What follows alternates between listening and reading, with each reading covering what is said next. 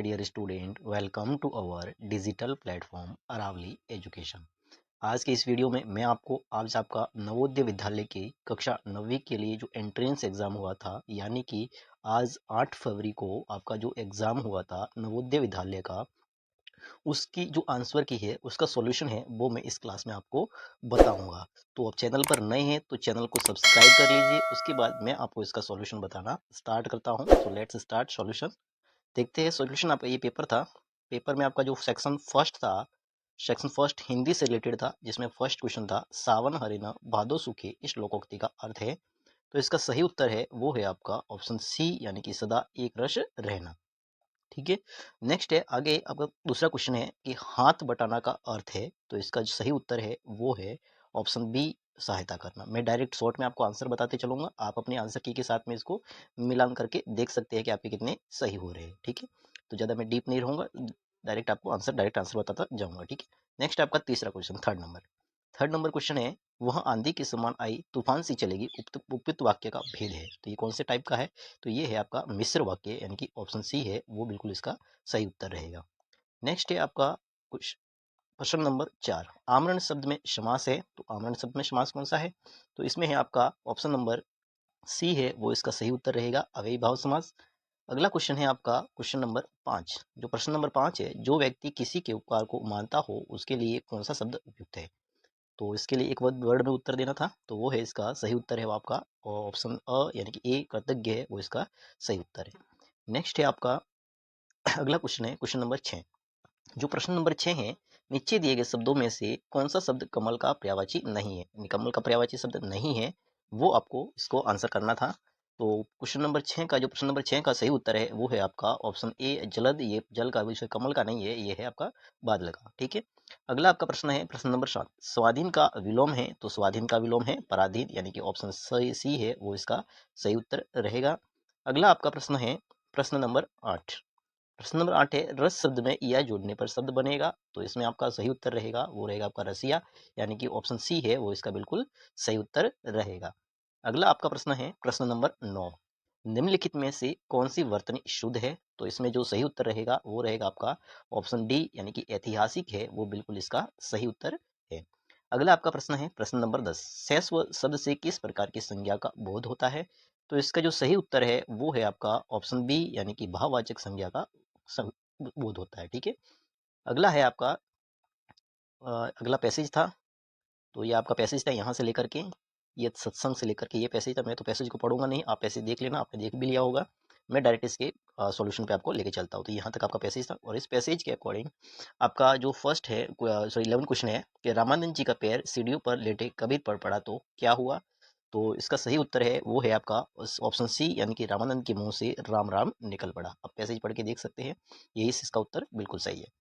अगला है आपका प्रश्न नंबर 12। इसी गद्यांश के अकॉर्डिंग, इसी पैसेज के अकॉर्डिंग है प्रश्न नंबर 12। कबीर जाति पाति के भेदभाव के सख्त विरोधी थे क्योंकि? तो इसका सही उत्तर है वो है आपका ऑप्शन डी, यानी कि वे मानते थे कि ईश्वर ने ही सबको बनाया है, उसकी दृष्टि में सब समान है। अगला है आपका प्रश्न नंबर 13। अनुच्छेद के अनुसार उच्च नीच और भेदभाव की भावना रखने वाले हैं। तो इसमें आपका ऑप्शनल सी है वो इसका सही उत्तर रहेगा, ईश्वर के विरुद्ध काम करते हैं। अगला है आपका प्रश्न नंबर 14। प्रश्न नंबर 14 है रामानंद का समाज में बड़ा आदर था क्योंकि वे इसका सही उत्तर है वो था आपका ऑप्शन नंबर सी, यानी कि वे बड़े सिद्ध महापुरुष महात्मा माने जाते थे। नेक्स्ट है अगला आपका प्रश्न है प्रश्न नंबर 15। प्रश्न नंबर 15 है कबीर को भय था कि रामानंद जी उन्हें अपना शिष्य नहीं बनाएंगे क्योंकि? इसका सही उत्तर है वो था आपका ऑप्शन ए, कबीर मुसलमान थे इसलिए। नेक्स्ट अगला है आपका सेक्शन सेकंड है जो कि आपका इंग्लिश से था, अंग्रेजी से था। इसमें आपका क्वेश्चन नंबर 16, ठीक है ना, 16 क्वेश्चन नंबर 16 था। इसके अंदर आपका सही उत्तर था वो था आपका, इसमें रहेगा आपका मच, यानी कि ऑप्शन ए है वो इसका सही उत्तर है, राइट आंसर रहेगा। नेक्स्ट है आपका 17 था, तो 17 के अंदर आपका जो राइट आंसर है वो रहने वाला है आपका ऑप्शन ए, यानी कि इसमें भी हाउ है वो इसका करेक्ट आंसर रहेगा। नेक्स्ट है अगला क्वेश्चन है आपका 18 नंबर का, और 18 में है आपका 18 के अंदर इसका जो राइट आंसर रहेगा वो रहेगा आपका ऑप्शन बी, यानी कि विदाउट है वो इसका राइट आंसर रहेगा। नेक्स्ट है अगला क्वेश्चन है आपका 19 नंबर का, जो 19 है उसके अंदर आपका जो राइट आंसर रहेगा वो रहेगा आपका ऑप्शन सी, यानी कि 2 है वो इसका राइट आंसर रहेगा। नेक्स्ट है आपका क्वेश्चन नंबर 20। जो क्वेश्चन नंबर 20 है, choose the word most similar in the meaning to the word stubborn. Stubborn का मतलब क्या होता है? जिद्दी। तो जिद्दी का जो फर्स्ट ही है वही बता रहा है आपका ऑब्स्टिनेट, इसका मतलब होता है जिद्दी, यानी कि ये इसका सिमिलर वर्ड है, यानी कि ऑप्शन जो ए है वो इसका राइट आंसर रहेगा। अगला है आपका question number 21। Choose the word opposite in the meaning to the underline word.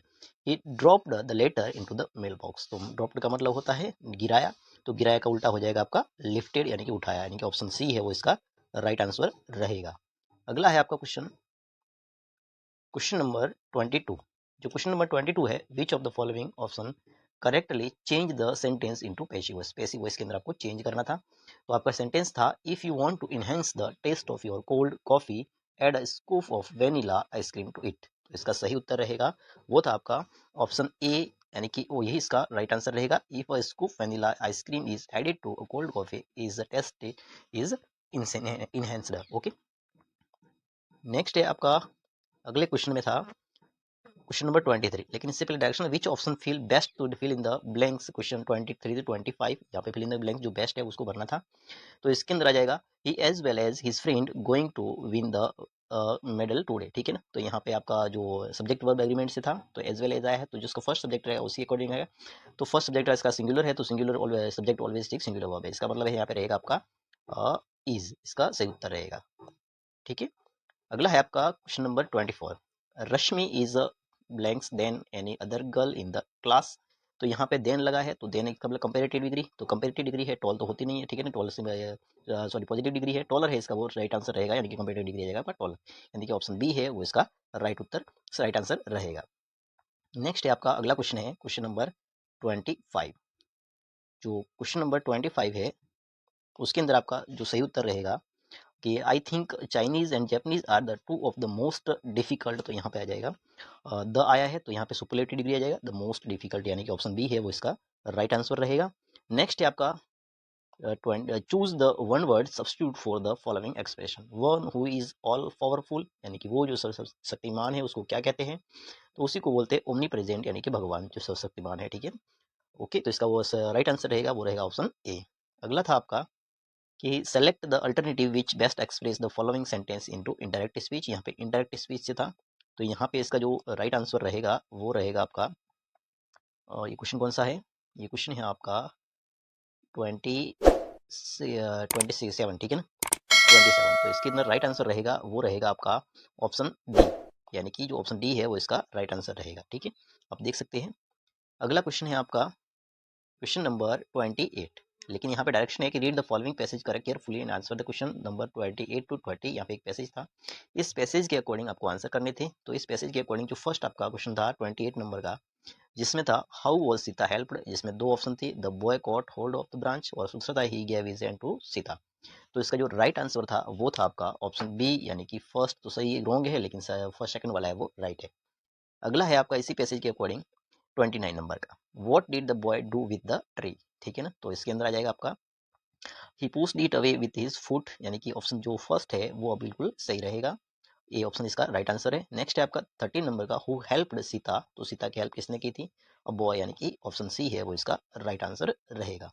Next चलते हैं अगले में।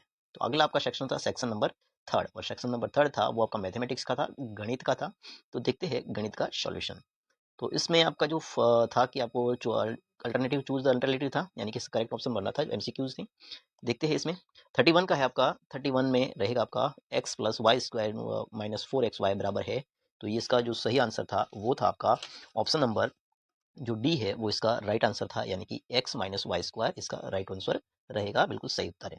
नेक्स्ट है 32 नंबर का प्रश्न था आपका, कौन सा पद 32 ए सी के समान पद है? तो 32वीं का आंसर है वो है आपका ऑप्शन ए, यानी कि ये जो फर्स्ट है वो इसका राइट आंसर है। नेक्स्ट है आपका 33 नंबर का प्रश्न था, जो कि यह था 507 square minus 497 square is equal to कितना होता है वो आपको बताना था। तो 33वीं का जो राइट आंसर है वो है आपका ऑप्शन ए, यानी कि ए है वो इसका राइट उत्तर है।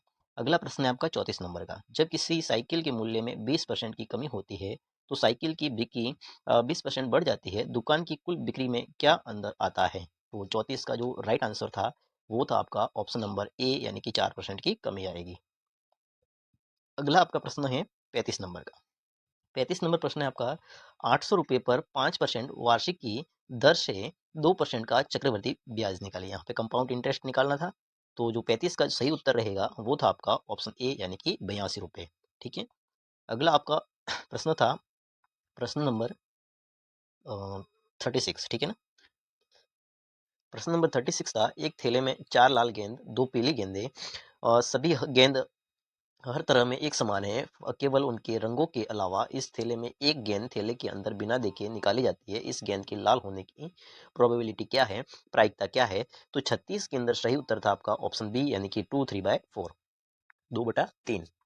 अगला आपका प्रश्न था प्रश्न नंबर 37। एक छात्रावास में विभिन्न भाषाएं बोलने वाले विद्यार्थियों की संख्या नीचे दिए गए ग्राफ में दिखाई गई है। छात्रावास में रहने वाले विद्यार्थियों की कुल संख्या कितनी है वो आपको बतानी है। तो यहाँ पे ये ग्राफ था आपका, इस ग्राफ में से आपको आंसर करना था। तो इसका जो सही आंसर था वो था आपका ऑप्शन नंबर डी यानी कि 115। अगला है आपका प्रश्न नंबर 38, 38। ठीक है ना। 38 प्रश्न था, 52 पत्तों की अच्छी प्रकार से फेंटी हुई गई ताश की गड्डी में एक काली बेगम कितने निकलने की प्रायिकता है। ठीक है ना। तो इसमें था आपका 38 के अंदर सही उत्तर था वो था आपका ऑप्शन ए 1/26 यानी कि ऑप्शन ए है वो इसका राइट आंसर है। अगला आपका क्वेश्चन था प्रश्न नंबर 39। 28 मीटर गहरा और 3 मीटर व्यास का एक कुआं खोदने पर कितने घन मीटर मिट्टी बाहर निकाली जाएगी। तो 39 के अंदर आपका सही उत्तर था वो था आपका ऑप्शन ए यानी कि 195 मीटर स्क्वायर।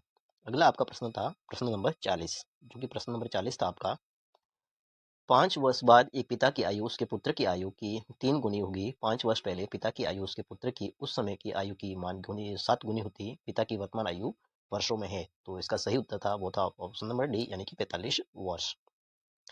प्रश्न नंबर 41 था, 2 अंकों की एक संख्या के अंकों का योगफल 11 है। अंकों के स्थान पलटने पर प्राप्त नई संख्या को मूल संख्या से घटाने पर 27 प्राप्त होता है। मूल संख्या क्या है? तो इसका सही उत्तर था वो था आपका ऑप्शन सी यानी कि 47। ठीक है।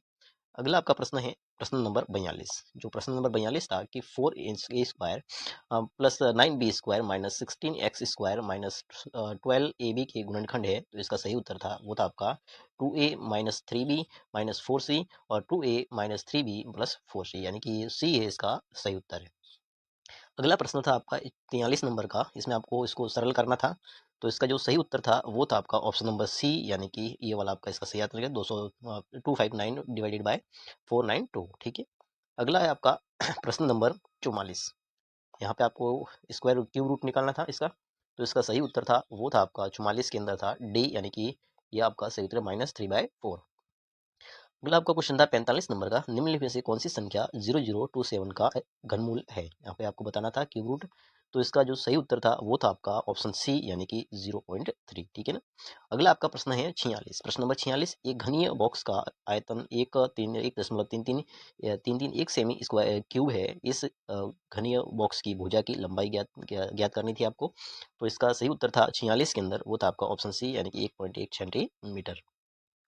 अगला आपका प्रश्न था प्रश्न नंबर 47। यदि 3x plus 4y is equal to 18 है एवं एक्स वाई बराबर 6 है तो 9x² प्लस 16y² का मान होगा। तो इसका जो 47 नंबर का सही उत्तर था वो था आपका ऑप्शन डी यानी कि 144 इसका सही उत्तर था। अगला आपका प्रश्न है प्रश्न नंबर 48। 218 का वर्गमूल जिन दो संख्याओं के बीच में आता है वह है। तो वो कौन सी संख्या है? तो इसका सही उत्तर था वो था आपका ऑप्शन सी यानी कि 14 और 15 के बीच।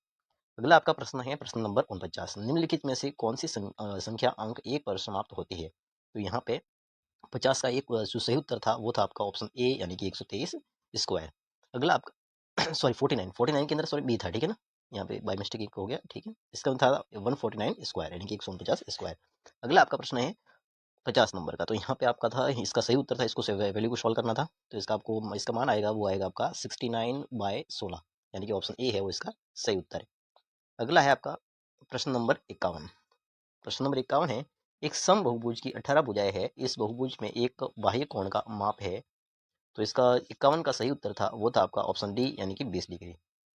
अगला आपका प्रश्न है 52 नंबर का, एक वर्ग का क्षेत्रफल 4x² प्लस 4x प्लस 1 है। तो इस वर्ग का परिमाप हो गया। ठीक है। तो इसका पेरीमीटर क्या था? तो इसका स्क्वायर का पेरीमीटर था आपका ऑप्शन सी यानी कि ये वाला 2x1 प्लस 1। ठीक है। अगला है 53 नंबर का आपका प्रश्न था, उस घन का घनफल जिसकी पृष्ठीय क्षेत्रफल 600 मीटर स्क्वायर है तो उसका घनफल कितना होगा देखते हैं। इसका सही उत्तर था वो आपका 53 नंबर का था वो, यानी कि ऑप्शन डी है वो इसका सही उत्तर रहेगा। अगला प्रश्न था आपका 54 नंबर का। 54 नंबर प्रश्न था, एक समबाहु त्रिभुज का क्षेत्रफल 224 है वर्ग सेमी है, इस त्रिभुज का परिमाप सेंटीमीटर में आपको बताना था। तो इसका सही उत्तर था वो था आपका ऑप्शन बी, यानी कि 12√6।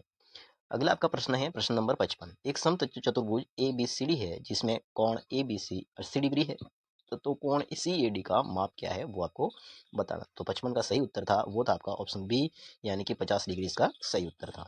अगला प्रश्न है आपका प्रश्न नंबर 56, एक समबाहु त्रिभुज सॉरी एक समबहुभुज जिसके प्रत्येक बाह्य कोण का माप 30 डिग्री हो कि भुजाओं की संख्या होगी, तो इसका सही उत्तर था वो था आपका ऑप्शन ए, यानी कि 12 होगी। कितनी होगी? 12। नेक्स्ट अगला प्रश्न है आपका प्रश्न नंबर 57। जो प्रश्न नंबर 57 है, 30 मीटर प्रति सेकंड की गति को किलोमीटर प्रति घंटा के रूप में बदलने पर प्राप्त होगा। तो क्या प्राप्त होगा? 57 के अंदर आपका सही उत्तर है 108 किलोमीटर प्रति घंटा, यानी कि ऑप्शन सी है वो इसका सही उत्तर है। नेक्स्ट है आपका 58। 58 है, ये आपका क्वेश्चन था, बड़ा क्वेश्चन है, मैं पढ़ूंगा नहीं, इस डायरेक्ट आंसर बताऊंगा। इसका सही उत्तर है वो है आपका ऑप्शन डी, यानी कि ये इसका सही उत्तर रहेगा। नेक्स्ट है 59। 59 है, एक व्यक्ति अपनी संपत्ति के का बीमा करवाता है तथा वह 1/1/2/3% की दर से 360 रुपये बीमा किस्त देता है, उसकी संपत्ति का कुल मूल्य है। तो उसका संपत्ति का कुल मूल्य है वो रहेगा आपका ऑप्शन बी, यानी कि 24,000 रुपये इसका राइट आंसर रहेगा। नेक्स्ट अगला आपका प्रश्न है प्रश्न नंबर 60, निम्नलिखित मानों में से कौन से दो मान बराबर है? तो इसका जो सही उत्तर है वो है आपका ऑप्शन ए, पी और क्यू बराबर है। अगला आपका प्रश्न है प्रश्न नंबर 61। ये आपका प्रश्न था, इस प्रश्न का जो सही उत्तर है आपका 61 का सही उत्तर रहने वाला है वो रहेगा आपका ऑप्शन बी। अगला प्रश्न है आपका 62 नंबर का, दो बेलनों के आधारों की त्रिज्या क्रमशः 1:2 के अनुपात में है, उनकी ऊंचाई क्रमशः 2:1 के अनुपात में है, उन्हें इन बेलनों के आयतनों का अनुपात होगा। तो 62 का सही उत्तर है वो है आपका ऑप्शन ए, यानी कि 1:2। अगला है आपका प्रश्न नंबर 63। जो 63 नंबर का है प्रश्न, एक दो अंकों की संख्या 20 से छोटी है, इस संख्या के अंकों का योगफल इन अंकों के गुणनफल से दुगना है, तो वह संख्या कौन सी है? तो वह संख्या है आपका 11, ठीक है ना, वो संख्या कौन सी है? 11। अगला है निम्नलिखित से कौन सा सही है? तो यहाँ पे कौन सा फ्रैक्शन सही है वो आपको बताना था। तो इसमें से जो 64 के अंदर सही उत्तर है वो है आपका फर्स्ट वाला है, वो ही सही है, बिल्कुल ए इसका सही उत्तर है। अगला प्रश्न है आपका प्रश्न नंबर 65। जो प्रश्न नंबर 65 है, निम्नलिखित में से कौन सा सही नहीं है? तो इसमें जो फर्स्ट वाला है वो सही नहीं है, यानी कि ऑप्शन ए है वो इसका राइट आंसर है। अगला है आपका प्रश्न, अगला सेक्शन है आपका 64 65, ठीक है ना, 64 65, ठीक है, यानी कि 65 के अंदर यहाँ पे आंसर रहेगा, सॉरी बाय मिस्टेक हो गया, यहाँ पे सी है वो इसका सही राइट आंसर रहेगा। अगला प्रश्न है आपका प्रश्न सेक्शन 4। जो सेक्शन 4 है वो आपका जनरल साइंस का है, सामान्य विज्ञान का। इसमें देखते हैं इसके सॉल्यूशन को एक बार। इसमें आपका फर्स्ट प्रश्न है 66 का। तो 66 के अंदर आपका है इसका जो फर्स्ट इसका सही आंसर रहेगा वो रहेगा आपका ऑप्शन बी, यानी कि कवक है वो इसका सही आंसर है। दूसरा आपका है क्वेश्चन नंबर 67, कुछ गेहूं के बीजों को जल में से भरे बीकर में डालिए तथा जल को उचित तरह से मिलोइए हिलाइए, निम्नलिखित से कौन सा अनुमान इस जवाब पे सही है? तो 67 के अंदर सही उत्तर है वो आपका बी इसका सही उत्तर रहेगा। तो सभी पेपर साफ नहीं दिख रहा है तो पढ़ने में प्रॉब्लम आ रही है, बट आप अपने पेपर में देख लेना, सही दिखा हुआ होगा। नेक्स्ट है आपका 68 था, 68 प्रश्न, इसका जो सही उत्तर था वो था आपका ऑप्शन डी, यानी कि 30 डिग्री, ठीक है। अगला प्रश्न है आपका 69 नंबर का। तो 69 नंबर का प्रश्न के अंदर था, किसी कैलाडोस्कोप को बनाने के लिए, तो 69 के अंदर आपका था ए, यानी कि इसका सही उत्तर है वो ए है। आप पढ़ लेना इसको अच्छे से। नेक्स्ट है आपका 70 नंबर का प्रश्न था कि यदि किसी कक्षा में दो संलग्न दीवारों पर समान आकार के बड़े समतल दर्पण लगे हुए हैं, तो किसी विद्यार्थी को स्वयं के कुल कितने प्रतिबिंब दिखाई देंगे? तो इसके अंदर 70 के अंदर आपका सही उत्तर था वो था आपका ऑप्शन ए, यानी कि 2, ठीक है ना। अगला है आपका 71। तो 71 नंबर का प्रश्न, निम्नलिखित से कौन सा कथन सत्य है? तो इसमें से कौन सा सही है वो आपको बताना था। तो इसके अंदर जो डी है वो इसका सही है, रिएक्टर स्केल तीव्रता 7 का भूकंप इस पैमाने की तीव्रता 5 की भूकंप की तुलना में 1000 गुना अधिक विनाशकारी होता है, ठीक है। अगला है आपका प्रश्न नंबर 72। प्रश्न नंबर 72 था, तड़ित से जीवन और संपत्ति नष्ट हो जाती है, हम निम्न से किसके द्वारा तड़ित से बच सकते हैं? तो यहाँ पे था आपका 72 का जो सही आंसर है वो है आपका ऑप्शन ए, तड़ित झंझा के समय स्नान न करें, ठीक है ना, यानी कि ऑप्शन ए है वो इसका राइट आंसर है। नेक्स्ट अगला है आपका 73 नंबर का प्रश्न कि जब हम प्लास्टिक स्ट्रॉ की पॉलिथीन से रगड़ते हैं तो क्या होता है? तो ऑप्शन 73 के अंदर आपका जो बी ऑप्शन है वो इसका राइट आंसर है, आप देख सकते हैं इसको।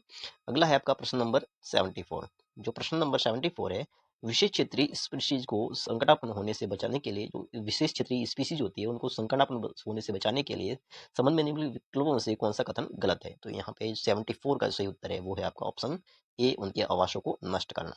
अगला प्रश्न है आपका 75। 75 है, वन्य जीव अभ्यारण्य के संबंध में निम्नलिखित में से कौन सा सही नहीं है? तो 75 के अंदर सही उत्तर है वो है आपका ऑप्शन सी। अगला प्रश्न है आपका 76। 76 के हैं, मेंढकों में कायांतरण का नियंत्रण किस हार्मोन के द्वारा होता है? तो 76 के अंदर सही है वो है आपका थायरोक्सिन हार्मोन, यानी कि ऑप्शन ए है वो इसका राइट आंसर है। अगला आपका 77, निम्नलिखित में से किस एक तरीके से एचआईवी वायरस का किसी पीड़ित व्यक्ति को स्वस्थ व्यक्ति में संक्रमण नहीं हो सकता? तो इसका जो सही उत्तर था वो था आपका 77 का डी, यानी कि हाथों को मिलाने अथवा साथ साथ भोजन करने के द्वारा। ठीक है, नेक्स्ट है, उसके बाद आगे देखते हैं। अगला था आपका 78 का। ठीक है, 78 में है, निम्नलिखित कथनों पर विचार कीजिए। यहाँ पे आपका एक कंक्लूजन वाला था, तो आप इसमें देख सकते हैं इसका जो सही उत्तर था, मैं इसका डायरेक्ट आंसर बताऊंगा। 78 में था आपका डी, यानी कि 1, 2 और 4। अगला है आपका 79 नंबर का। 79 है, उस विलेन को पहचानिए जो विद्युत चालन नहीं करता है। तो इस 79 के अंदर सही उत्तर था आपका ऑप्शन ए, चीनी का विलेन। अगला प्रश्न है आपका 80 नंबर का 80, निम्नलिखित में से किस एक धातु का उपयोग विद्युत लेपन द्वारा इसकी परत चढ़ाकर लोहे की वस्तु को चमकदार बनाने और जंग से बचाने के लिए किया जाता है? तो 80 का जो सही उत्तर था वो था आपका ऑप्शन सी, यानी कि जिंक का। अगला है आपका 81। यहाँ पे आपका एक था कि दो प्रयोग एक समान विद्युत बल्बों और विद्युत सेल बैटरी पर तुरंत दो अलग अलग घोलों ए और बी का उपयोग करके लिए जाते हैं। जैसा कि चित्र में दिखाया गया है, यह पाया गया कि व्यवस्था बी की तुलना में व्यवस्था ए का बल्ब अधिक दीप्त हो, या तो हम कह सकते हैं कि, तो इसका सही उत्तर था आपका 81 का, वो था आपका ऑप्शन ए, विद्युत धारा दोनों परिपथों में समान मात्रा में बह रही है। ठीक है, अगला आपका है 82। 82 नंबर का है, निम्नलिखित में से कौन से एक बल को संपर्क बल की तरह समझा जा सकता है? तो यहाँ पे संपर्क बल की तरह कैसे समझा जा सकता है? तो वो था आपका चुंबकीय बल है, उसको हम संपर्क के बल की तरह समझ सकते हैं। 83 का आपका था, सर्जन से एक गेंद को बारी बारी से शुष्क संगमरमर के फर्श पर, गीले संगमर के फर्श पर, समाचार पत्र पर और चटाई पर लुढ़काया भिन्न सतहों पर लुढ़कती हुई गेंद लगने वाला घर्षण बल घटते हुए क्रम में होगा। तो 83 के अंदर सही उत्तर था वो आपका ए था। अगला है आपका 84। जो 84 है, विनीता सड़क पर कार चलाती हुई ग्रामीण इलाके में जुते हुए खेतों के क्षेत्र में गुजर रही थी। अचानक उसे महसूस हुआ कि ब्रेक काम नहीं कर रहे। सड़क का स्तर जुते हुए खेत के स्तर में थोड़ा सा ऊपर था। कार को तुरंत रोकने या धीमा करने के लिए निम्नलिखित में से कौन सी क्रिया वैज्ञानिक रूप से सही होगी? तो 84 के अंदर सही उत्तर था वो था आपका ऑप्शन ए, हॉर्न बजाते हुए गाड़ी चलाना। अगला है आपका 85। 85 है, 84, 84 हो गया। ठीक है ना, 85।